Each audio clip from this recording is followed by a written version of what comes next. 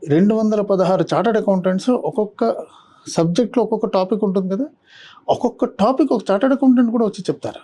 అంటే guest lectures వస్తూ ఉంటారు. Guest lectures for each topic ఒక గెస్ట్ లెక్చర్, అతనికి దాంట్లో ఉన్న ఎక్స్పీరియన్స్ ఉంటుంది, అతనే వచ్చి చెప్తారు. ఇది apart from book knowledge, practical knowledge, theoretical knowledge will be taught by qualified chartered accountant. వాళ్ళకి ఆ సబ్జెక్ట్, ఆ టాపిక్ లో మంచి గ్రిప్ ఉన్నదని వాళ్ళు చెప్తారు అనమాట. సో ప్రాక్టికల్ గా వాళ్ళు ఆ వర్క్ ప్లేస్ లో ఫేస్ చేసే ప్రాబ్లమ్స్ కావచ్చు, అవన్నీ వాళ్ళకి ఇన్స్టిట్యూషన్ లో తెలిసిపోతూ ఉంటాయి. అయితే సో అదొక ప్లస్ గా అనుకోవచ్చు. అంటే అక్కడ వాళ్ళు ఆఫీస్ లో ఏదైతే ఎదుర్కొంటారో ప్రాక్టికల్ గా నేను చెప్పేది అంటే ప్రాక్టికల్ గా ప్రాబ్లమ్స్ కాదండి. ప్రాక్టికల్ గా ఏంటంటే మీకు యూసేజ్, ఇప్పుడు సపోజ్ ఒక అకౌంటింగ్ ఇక్కడ నేర్చుకుంది ఎలా ఉపయోగించాలి, మీరు బయట ఏది ఉపయోగిస్తారో ఇక్కడ నేర్చుకుంటారు. అర్థమైందా? ఇక్కడ నేర్చుకుంది ఏంటంటే బ్యాంక్ రికన్సిలేషన్ స్టేట్మెంట్ అంటాం ఒకటి.